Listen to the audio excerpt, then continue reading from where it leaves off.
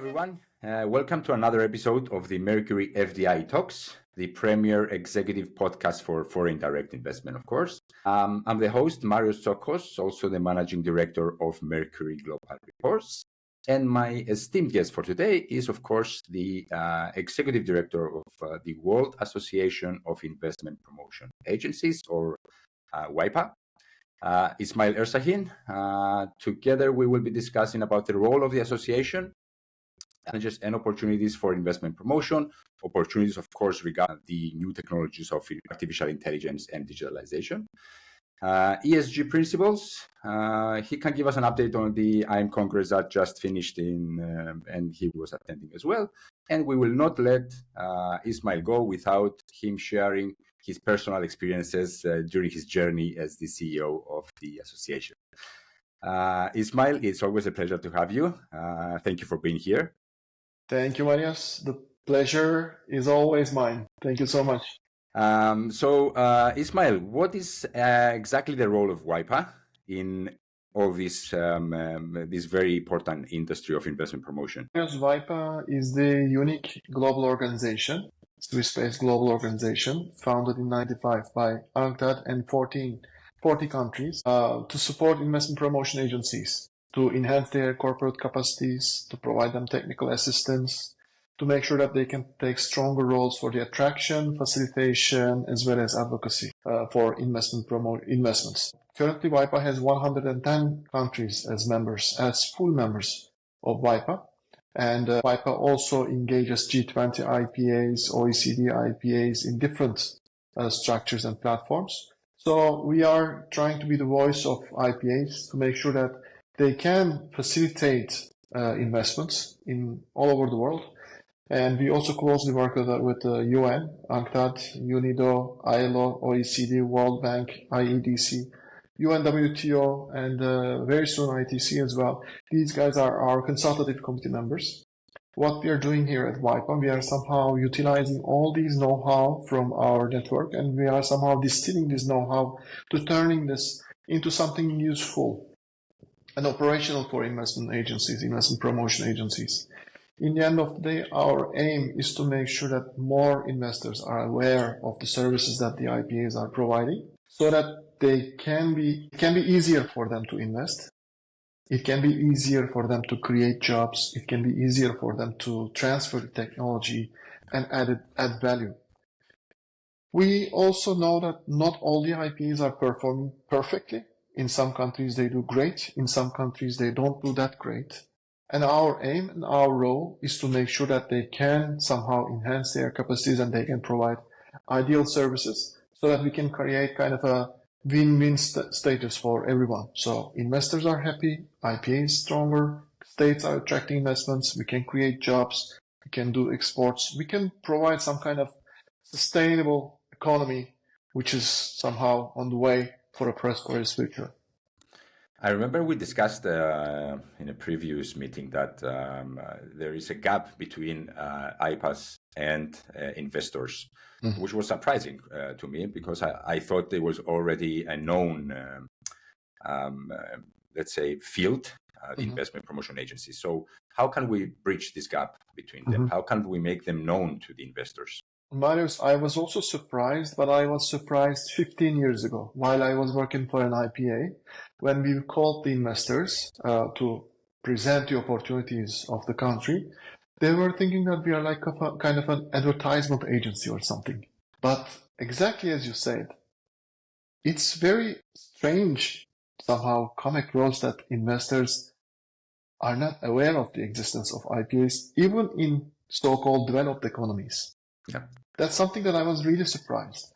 And this is the exact moment when we have decided that we should also be addressing to investors, not only to IPAs, because IPAs are created to add value to the investment environment. And in the end of the day, the end client is the investor. They were created to serve investors.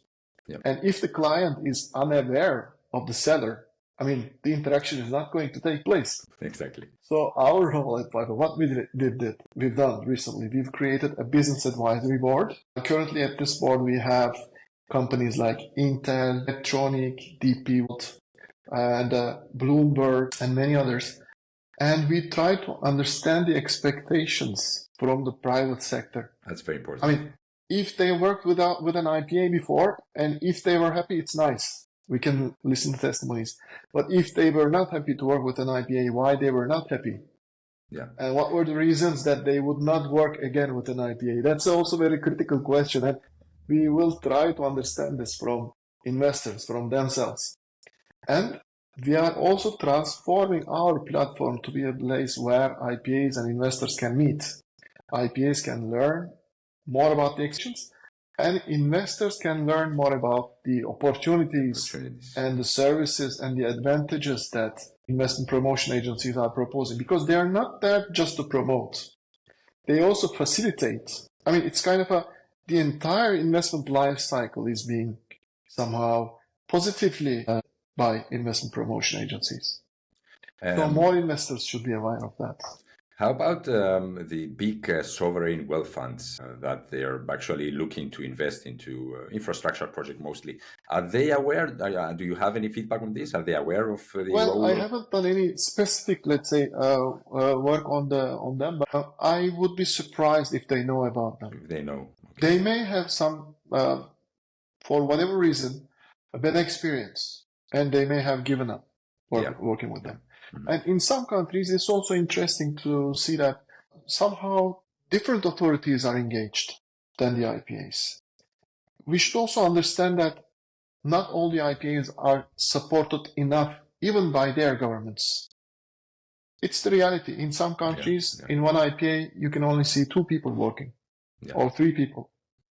While in others, you can see 600 people and a very efficient IPA performing just like a ministry, as strong as a ministry, maybe sometimes more stronger than them, while still having the private sector mindset.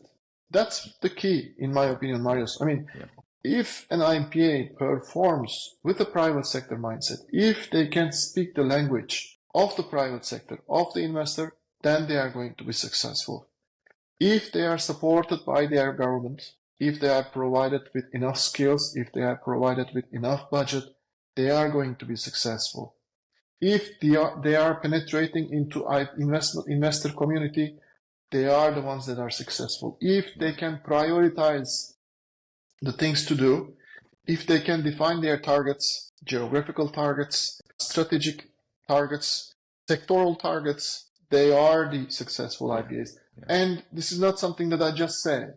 This is also complies with the studies that we've been conducting with our partners, with World Bank, with ILO, with UNIDO, with many others. So it's clear, actually, in fact, how to make the IPA successful and more efficient. But in some cases, there's a long way to go. And that's exactly why we exist. Yeah. The idea of hiring, not only for the board, but hiring in the IPA people from the private sector that used to be in the private sector and used to be in big companies, I think it's key when you highlight it as well. Well, I do believe so. Of course, let me put this in this way. IPA is right in the middle, actually. One side, there's the government. On the other side, there's the private sector. And IPA should be able to communicate with both. If the IPA has the only private sector mindset, maybe he is not going to be able to communicate with the government and let's say with the ministries, because facilitation requires a very good coordination among all the different stakeholders in the country. But if the IPA has traditional bureaucratic mindset, he will be unable to understand the expectations of the private sector. This is why I always say that the IPAs should be excellent diplomats as well. Exactly. Diplomacy is the key. They should be understanding both sides, they should be negotiating, and they should be facilitating this communication as well. They do promote, but more importantly, as I was saying, they facilitate and they provide feedbacks from the private sector to the government, which is somehow creating a better investment climate in the country. In that way, you don't only help to one single company.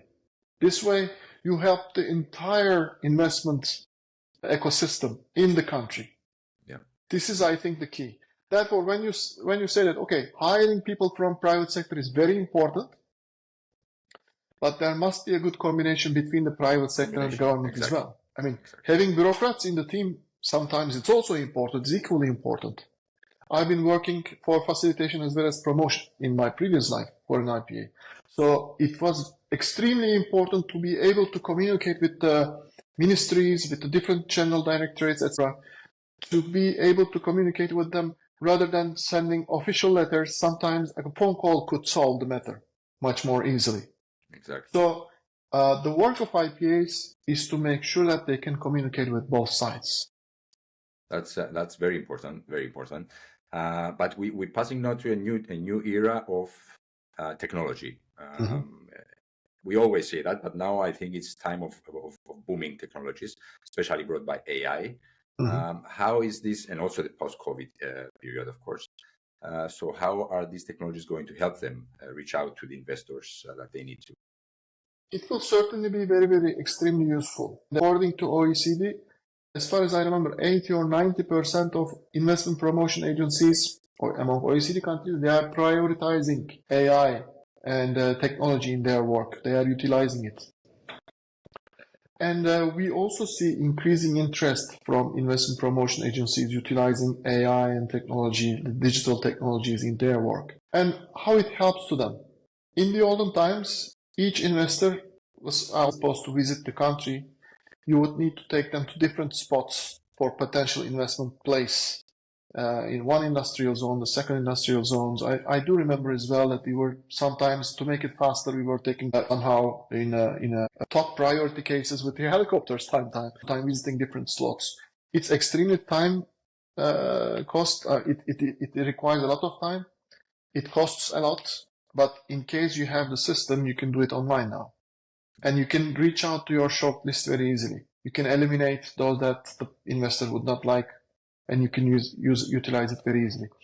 Therefore, I do think that, for example, online country visits, kind of an tool that we've seen IPAs are utilizing. At least for the initial stage of interest. Exactly, initial stage. In any case, the face-to-face is necessary for sure.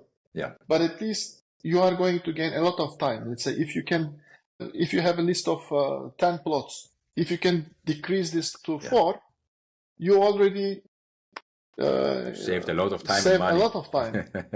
It's very important. In addition to that, recently I was also joining to one of the sessions at the opening session of AIM Congress in Abu Dhabi. I was also speaking about the same topic actually, and we've learned that one of the large size hotel chain was commenting that in anywhere in the world, to be able to facilitate to finalize the paper processes, it takes from 25 to 60 days for them. It's a very extremely long process, even you step into the country. Yeah. But now, many countries can do it online. All the approval processes, all the licensing processes, certification processes can be done online. So you don't need to lose 60 days processing your licensing or certification.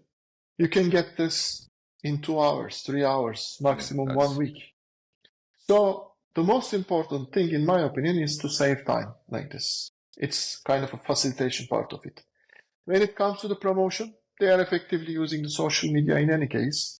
I think being able to utilize AI in addition to that, it's going to make much more difference. But here is another important thing is that, very important point that head of IMF during the World Economic Forum, which I've also participated in Saudi Arabia, Riyadh, recently. She said that we've done everything very well during last century. We've quadrupled the per capita income, we've been much more prosperous, this and that. One thing we couldn't do well, we failed, was to distribute the wealth enough to everybody. Okay. Right?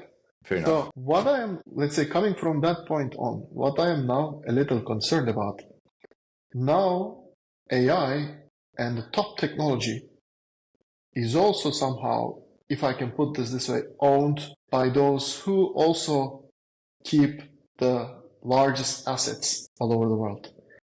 Are we going to be able to somehow pass this time? Are we going to be successful to disseminate this technology, this AI, to the entire world?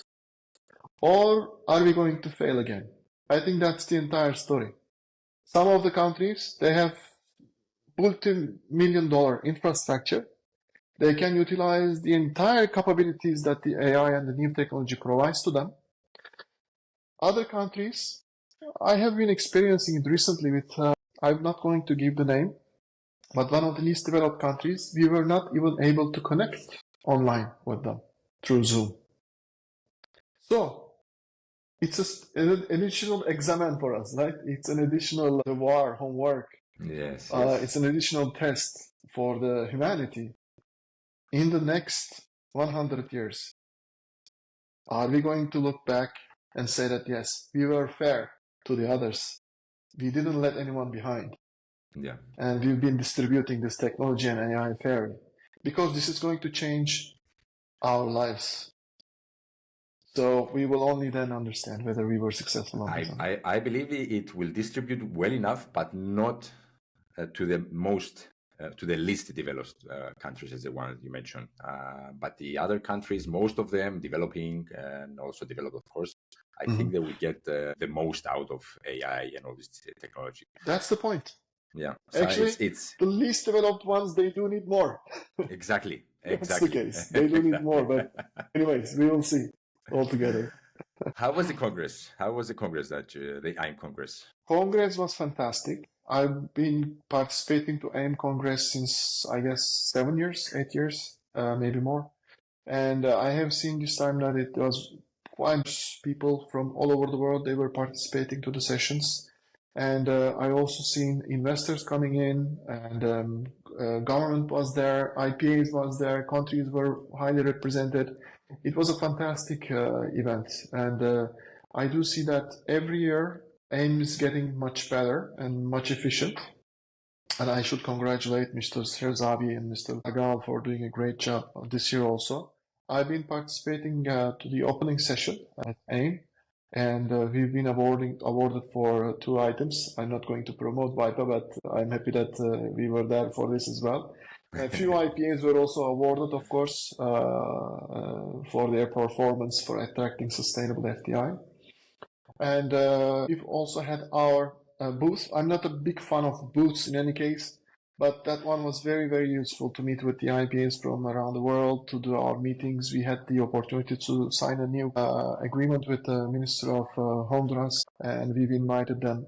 We've accepted them, actually. We've signed a contract together to invite them, to include them into Waipa family. And I had the meeting with several high-level dignitaries from different parts of the world. We had the meeting with the D8 to further enhance our collaboration with them.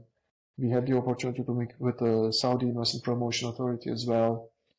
And we also organized side events, one breakfast, LDC countries, which was moderated by our dear friend, dear colleague, I should thank him as well, Matthew Stephenson from World Economic Forum.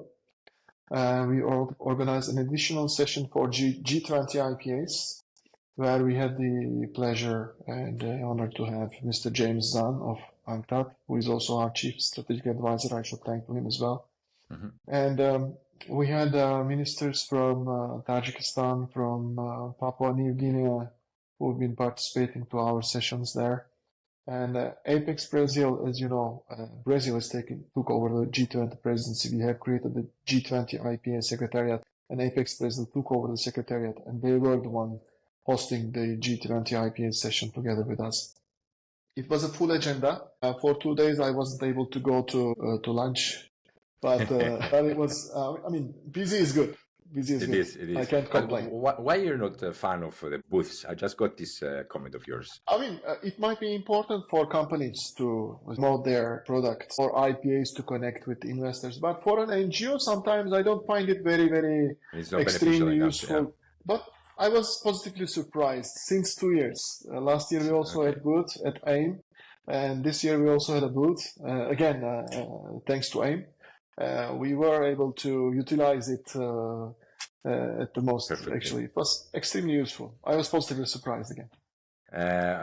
What was the role that sustainability played in the Congress, and also how do you see sustainability as a way to attract? Yes, sustainability is one of the important items that we are currently highlighting in all of our activities. Of course, IPAs are not entitled to attract any investments, but sustainable investments. Is making their lives not easier, of course, because they should be chasing the investments that are sustainable, and sustainability criteria are a long list. Of course, they should be paying attention to every single detail as well. But we are fully committed to UN sustainability criteria, UN SDG goals. And at our sessions, our training sessions, capacity building sessions, we are always, let's say, prioritizing it. And very recently, and I have also one step up, let's say, than sustainability, climate FDI is our top priority as well.